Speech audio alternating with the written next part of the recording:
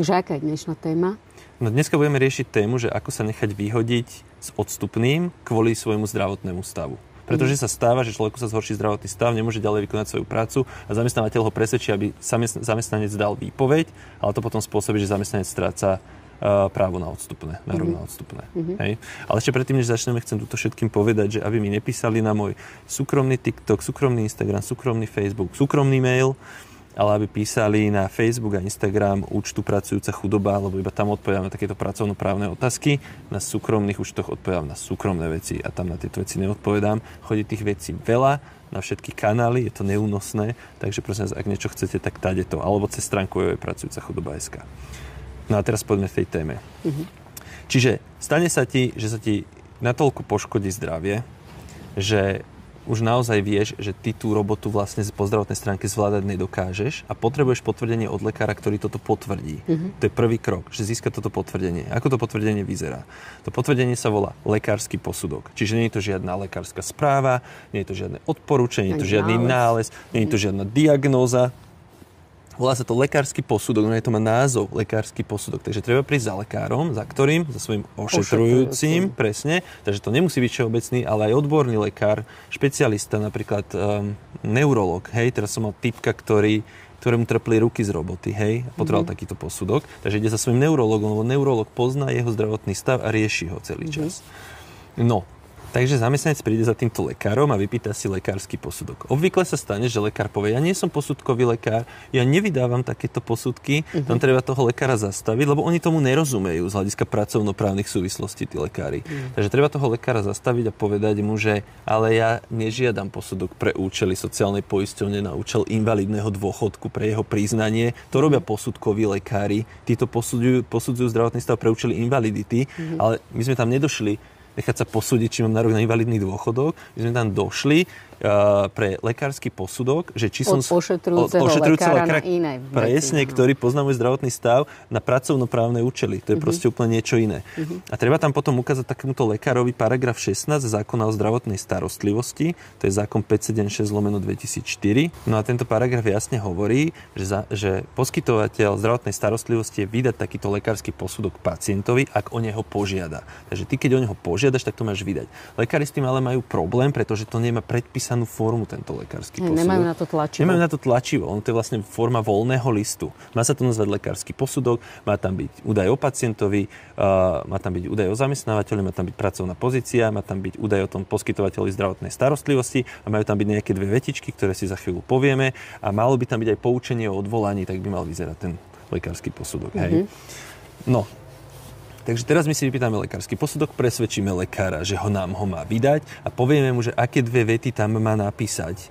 A on ich tam väčšinou, keď to proste tomu lekárovi vysvetlíme a diktujeme mu tam tie vety, tak on ich tam napíše. Samozrejme, ten lekár sa s tými vetami musí stotožňovať. To nie je, že on ich tam napíše na môj pokyn. On fakt musí byť presvedčený o tom, že to tam píše, že píše tam pravdu. Hej. Že ten človek naozaj už nemôže tú svoju prácu robiť. Áno, čiže on by tam mal napísať.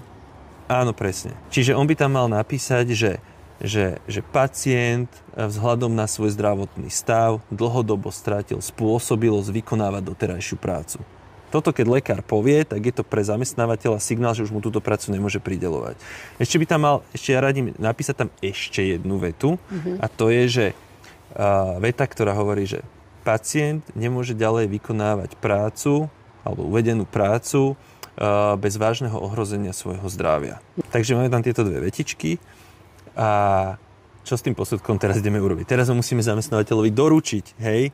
Ako mu ho doručujeme? Doručujeme to kompetentnej osobe, nie kolegyni, hej, ale nejakému vedúcemu zamestnancovi, obvykle teda najvyššiemu, čiže konateľovi, majiteľovi, personálnemu oddeleniu, podateľni, proste niekomu, kto je ako keby v pracovnoprávnych vzťahoch kompetentný rozhodovať, hej? Niekto, kto podpisuje pracovné zmluvy a podobne, hej, proste nemôže to byť radová kolegyňa, skladnička, hej, musí to byť nejaký takýto zástupca zamestnávateľa. Áno, podateľnú som spomínal. Hej. Ale vždy musíš mať doklad o tom, že to niekto od teba prevzal. Áno. Ak to nechce niekto prevzať, tak to pošleme v liste, v obálke, teda listom, poštou, doporučené v obálke s doručenkou. To som chcel povedať. V obálke s doručenkou, lebo doručenka nám potom dokladuje, že kedy to bolo doručené. Takže doručenie je dôležité. Ak to doručujeme osobne, tak si robíme kópiu toho toho posudku, na kópiu si dáme potvrdiť, prevzal dňa, vtedy podpis a originál odovzdáme tomu zamestnávateľovi. Hej. No a teraz, keď sa to doručilo, čo sa tým pádom stalo? Zamestnávateľ dostal informáciu o tom, že tento zamestnanec nemôže vykonávať doterajšiu prácu. To znamená, že základná povinnosť zamestnávateľa, ktorá je, že ti má prácu prideľovať, sa nedá naplniť. On teraz nemôže ti ju prideľovať, lebo vyššia sila nejaký lekár povedal, tento človek má tak dogabaný zdravotný stav pre účely tejto práce, že ty mi už nemôžeš prideľovať. Áno. Hej? Takže on ti ju prestáva prideľovať a tým pádom neostáva zamestnávateľovi nič iné, len ťa prepustiť, ale ešte predtým môže urobiť to, že ťa preradí na inú vhodnú prácu. A teraz to preradenie má tiež dva spôsoby. Jeden spôsob je v rámci pracovnej zmluvy. To znamená, že bez tvojho súhlasu ťa preradzuje a to je v takom prípade, ak napríklad, vymyslím si vodič, ale tvoj zdravotný stav ti nedovoluje jazdiť v noci, ale dovoluje ti jazdiť cez deň. Hej? Napríklad kvôli zraku alebo niečo. Tak on bez toho, aby si podpísal nejaký dodatok, je to stále si vodič, máme dohodnuté, že si vodič, dobre jazdil si aj v noci, aj cez deň, dobre budeš jazdiť len cez deň. Čiže je to v súlade. A to je v poriadku. Áno, je to, ak lekársky posudok ukazuje, že problém bola iba tá noc, ak by to tam lekár trebárs dopísal, že problém je iba noc, tak ťa preradí napríklad takto, hej. Alebo ak je problém, že stojíš, ale v sede by si to vedela robiť, napríklad robíš nejakú robotu, ktorá sa robí bežne v stoji, ale dá sa ti uspôsobiť pracovisko, tak aby si to robila v sede. Stále je to tá istá robota, čo máš dohodnutú v pracovnej zmluve. Tak on ti ho proste preradí a ostávaš ďalej zamestnaná, lebo lekársky posudok to dovoluje. Áno. Ale čo v prípade, ak ty reálne nemôžeš robiť celú tú robotu? Napríklad si skladnička a nemôžeš tam dvíhať bremená, čo je bežná súčasť tvojej roboty, manipulovať s tým tovarom a tak ďalej. A on ti povie, dobre, tak budeš robiť administratívneho pracovníka, máš aj nejaké administratívne skúsenosti, tak ťa preradíme úplne na inú pozíciu. Kým ten prvý prípad, keď ťa preradil v rámci tvojej pozície, že ti inak uspôsobil pracovisko, nevyžaduje tvoj súhlas a môže to urobiť jednostranne a ty to musíš akceptovať a ďalej pracovať. Toto druhé preradenie on nemôže urobiť jednostranne, lebo ty keď máš raz v zmluve dohodnuté, že si skladnička, tak to už je zmena pracovnej zmluvy. Presne, on ťa už nemôže dať, že a teraz budeš administratívny pracovník. Sice to tvoj zdravotný stav dovoluje, ale ty s tým musíš súhlasiť. Proste ty si sa tu zamestnala ako skladnička a teraz on si ťa nemôže hajbuj presúvať na nejaké iné. Tu budeš vrátnik, kuchár, neviem čo, účtovník, hocičo, aj keby si to mala na tú kvalifikáciu. Čiže tam sa už vyžaduje tvoj súhlas. Ak ten súhlas dáš, tak sa zmení tvoja pracovná zmluva dodatkom, ideš na novú pozíciu, vybavené, pokračuješ ďalej, lekársky posudok už tejto pozície nič nebráni, funguješ. Ale ak s tým nesúhlasíš, tak si dostal zamestnávateľa do situácie, že ja ostávam na pozícii, ktorú mám dohodnutú, lekár ale povedal, že ju nemôžem ďalej vykonávať, ty mi tú prácu nesmieš prideľovať, takže zamestnávateľ konaj. No a čo musí zamestnávateľ spraviť? Musí ťa prepustiť. Na to je špeciálny paragraf v zákonníku práce, výpovedný dôvod, paragraf 63, odsek 1, písmeno C, že prepustenie akože zo zdravotných dôvodov, hej? No, on ťa teraz ide prepustiť a teraz ťa môže prepustiť výpoveďou alebo dohodou, ale kým sa udeje to prepustenie, čo sa s tebou deje vtedy? Vtedy ostávaš na prekážke v práci na strane zamestnávateľa. Proste on ti je povinný prideľovať prácu, nevie ti ju prideľovať, lebo mu tom bráni lekársky posudok, chápeme sa, a tým pádom, kým ťa ten zamestnávateľ neprepustí, on ťa musí platiť náhradou mzdy. A ty zostávaš doma. Čiže ak by zamestnávateľ napríklad trval na tom, že ti tú prácu bude prideľovať a že máš chodiť do roboty, tak ty musíš mávať lekárskym posudkom a odmietnúť výkon tej práce. Ja som mal predtým video, že keď zamestnávateľ ti dáva pokyny v rozpore s pracovným právom alebo s právom, s právnym poriadkom, s hociakým ustanovením, hoci kde v práve, hej, nielen so zákonníkom práce, tak ty tú prácu môžeš odmietnúť. Alebo ju môžeš odmietnúť, ak je ohrozené tvoje zdravie. Áno, hej? A to je presne tento prípad. Presne, to je vážne ohrozené, vážne musí byť ohrozené tvoje zdravie. Nie len, že v zadýmenej kancelárii si dýchala trochu cigaretového dymu. Vážne musí byť ohrozené tvoje zdravie. Toto je vážne ohrozovanie tvojho zdravia, hej. Keď ti raz lekár povie, že s tvojím zdravotným stavom toto robiť nesmieš a on ťa to nutí robiť, hej. Tak to proste odmietneš a ideálne písomne, hej. Odmietnutie výkonu práce podľa paragrafu 47 odsek 3. Choďte si kúknúť to video predtým, kde to odmietnutie výkonu práce riešim. A vypísať, že kedy si dostala pokyn, aký to bol pokyn, prečo ho odmietaš, lebo lekársky posudok a tak ďalej, hej? A že proste nesmie to zamestnávateľ považovať za porušenie pracovnej disciplíny.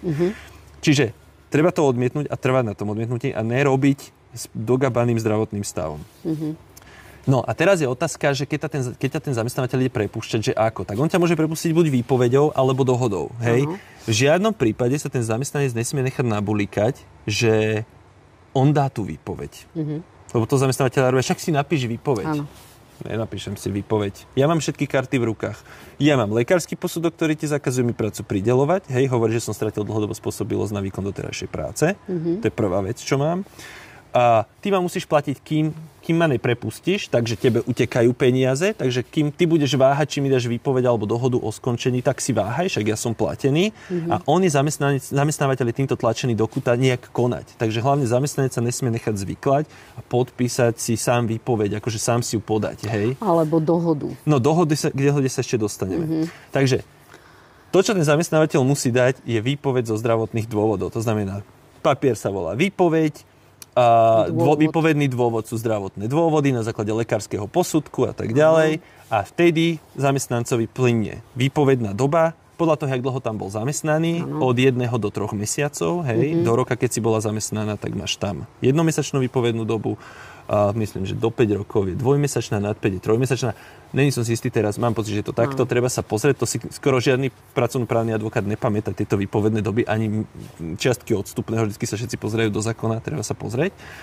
No, čiže pri výpovedi ti plynie výpovedná doba a plus ti patrí odstupné. Podľa toho, koľko rokov si odpracovala. Hej? Keď si odpracovala do 2 rokov, tak tuším, tam není žiadne odstupné. Keď si odpracovala nad 2 až 5 rokov, je tam tuším jednomesačné, potom dvojmesačné, nad 10 trojmesačné, ja neviem koľko, štvormesačné.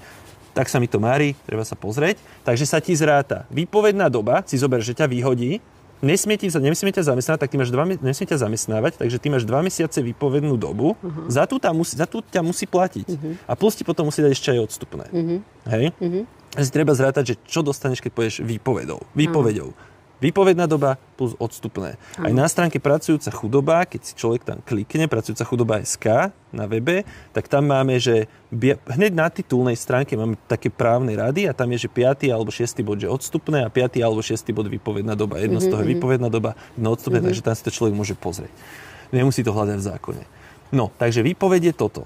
Ale on ti môže povedať zamestnateľ, tak sa dohodníme na skončení. Nebudem ti dávať výpoveď. Dohodníme sa. V dohode už není výpovedná doba. V dohode sa končíš dňom, ktorý si v tej dohode dohodol. Môže to byť aj zajtra. Aj zajtra. Končím zajtra. Čiže žiadna výpovedná doba ti neplynie, počas ktorej ťa musí platiť. A ak podpíšeš holú dohodu, kde je iba, že končíš vtedy a vtedy bodka a není tam, že končíš zo zdravotných dôvodov, že dostávaš takéto odstupné, tak si prišla o odstupné. Nedostaneš nič. Tak vtedy zamestnanec, lebo dohoda sa ti nedá dať jednostranne. Dohoda je od slova dohodnúť sa. My dvaja sa musíme dohodnúť, my dvaja ju musíme podpísať. Inak dohoda nebude. Pri výpovedi je to inak. On napíše výpoveď, dá ti ju, výpoveď platí. Tam iba podpíše, že áno, prevzala som, hej. To není, a keď ju neprevezmeš aj tak. Aj keď ju neprevezmeš, hej, že proste tam potom svedkovia povedia, že ty si ju odmietla prevziať, tak sa považuje za doručenú, hej. No, pri tej dohode závisí platnosť tej dohody od tvojho podpisu. Takže ak ju podpíšeš a v tej dohode sú somariny, že v nej není ani odstupné, ani že tam není, že výpovedný dôvod, zdravotné dôvody, tak si odišla bez odstupného, tak tam si zamestnanec musí dať pozor, aby tá dohoda bola akože adekvátna. Zohľadňovala to, že koľko by si pri výpovedi mal mať výpovednú dobu a koľko by ti patrilo odstupné. Presne že tak. To keď si človek pozrie na tej stránke Pracujúcej chudoby, že koľko, treba si poviem, že 2 mesiace odstupné a jednomesačné odstupné a 2 mesiace výpovedná trebárs. Tak to sú 3 platy. V podstate to sú 3 platy. Áno. Tak teraz keď mi povie zamestnávateľ, že podpíšme dohodu. Môžem povedať, že áno, ale chcem 3 platy. 3 platy. 3 platy aspoň. Áno, presne tak. Lebo prečo by som to ináč robil? Presne tak. Takže ušetrí napríklad tým, že nedobehne tento mesiac, hej, lebo výpovedná lehota začína platiť vždy od následujúceho mesiaca, hej? Áno. Že proste, dobre, 3 mesiace, ty máš vlastne 2 týždne k dobru a ja s týmto súhlasím. Ale keď to do tej dohody nedáš, tak ja nemám dôvod ju s tebou podpisovať. Presne. Tak tvoja obrana je, že lebo tí zamestnanci hovoria, a on to nedal do tej dohody. No tak ju nepodpísuj. Presne tak. To je celé, proste ju nepodpíšem. Hej? A Povieš mu, tak ma a vyhoď keď som si výpovedou. není istý, lebo však človek môže byť tedy aj v strese, môže povedať, že dobre, ja si tú dohodu chcem zobrať a poradiť sa, neviem, s kamarátom, s niekým, niekomu to dať prečítať, či je to tam napísané, dobre to chápem, mám to podpísať, nepodpisujem niečo, zatemnení mysle, lebo mám strach. Áno, jasné. No. Zoberiem si čas na rozmyslenie. Áno. Presne tak. No takže ja ešte len to poviem ešte k tej dohode, že aj keby v tej dohode nebolo napísané odstupné, ale bol by tam aspoň napísaný dôvod skončenia, že pracovný pomer sa skončí z dôvodu, že zamestnanec na základe lekárskeho posudku, vzhľadom na svoj zdravotný stav, strátil dlhodobo spôsobilosť vykonať doterajšiu prácu. Keby sa toto napísalo, tak už aj táto veta, že sa ten dôvod napíše, spôsobuje nárok na odstupné, aj keby tam to odstupné dané nebolo. Nie výpovednú dobu, ale aspoň odstupné. Odstupné. Lenže pri dohodách je odstupné zo zákona o kúsok nižšie ako vyššie ako pri výpovedi, ale to pretože pri výpovedi máš možno o 1 mesiac nižšie odstupné, ale zase tam máš tú výpovednú dobu a veľakrát pri výpovedi výpovedná doba plus odstupné dáva viac, než o 1 mesiac vyššie odstupné v dohode. Preto je dobre si v tej dohode vyjednať aj konkrétne odstupné. Že zrátať si výpovednú dobu, koľko by bola pri výpovedi plus odstupné, tak mi tú sumu tam dajte, rovno tam napíšte aj do tej dohody. Aby tam nebol len ten dôvod, ktorý naväzuje nejaké zákonné odstupné na seba, ale aby sme si rovno nejakú výšku odstupného dohodli. Hej? Takže keď na toto si zamestnanci dajú pozor, tak proste odídu s odstupným. A ešte mám tam teda tá druhá veta, čo tam bola, že čo tam som hovoril, že nech tam lekár napíše, že zamestnanec nesmie vykonávať naďalej túto prácu bez vážneho ohrozenia svojho zdravia. To je tam ako taká poistka, že keby sa zamestnancovi nechcelo naťahovať s tým zamestnávateľom nejako, tak táto veta hovorí totiž to, že ak lekársky posudok toto konštatuje, čo som povedal, že nemôžeš ďalej vykonávať prácu bez ohrozenia svojho zdravia, ak toto konštatuje lekársky posudok, tak zamestnávateľ ťa je povinný do 15 dní preradiť na inú prácu, ktorá zodpovedá tomu, aby tvoje zdravie nebolo poškodené. A zase platí, že v rámci pracovnej zmluvy bez tvojho súhlasu, že napríklad, že nemôžeš robiť v noci, tak cez deň ťa dám, alebo nemôžeš robiť postečky, tak posedečky, a bez tvojho a s tvojím súhlasom iba na úplne inú pozíciu. A keď ty s tým nesúhlasíš a zamestnávateľ ťa do 15 dní nikam nepreradí, tak ty po tých 15 dňoch môžeš skončiť ten pracovný pomer okamžite. Okamžite. Končím okamžite, lebo ste ma nepreradili, lebo lekársky posudok toto povedal, vy ste ma nepreradili, nech sa páči skončenie, okamžité skončenie, končím, lebo a rovno, ak to doručíš tomu zamestnávateľovi, tak prevzatím končí sa tvoj pracovný pomer a ty máš nárok na dvojmesačnú náhradu mzdy. Hej, ako keby dvojmesačné odstupné v úvodzovkách. Takže, ale tady to by som úplne nešiel, lebo proste podľa mňa treba trvať na tom normálnom prepustení. Hej. A ešte tam jeden aspekt, ktorý som zabudol, ktorý sa bežne stáva v praxi, a ten je, že keď zamestnanec donesie tento lekársky posudok od svojho ošetrujúceho lekára, tak často zamestnávateľ povie, nie, pôjdete ešte na preverenie závodnému lekárovi. Hej? Lebo aj on má právo vydávať lekárske posudky, tie dokonca majú svoje tlačivo, že či si spôsobila, nespôsobila na prácu a proste to potom na základe tohto posudku ťahajú toho zamestnanca k tomuto druhému lekárovi. A podľa správnosti by to nemali robiť. Hej. Tento lekársky posudok od toho ošetrujúceho lekára je relevantným dokumentom, ktorý toto dokladuje, ale býva problém sa vyštrngať si to so zamestnávateľom a dohodnúť sa s ním a vysvetľovať si to s ním a nechceš kvôli tomu volať zase inšpekciu, neviem čo.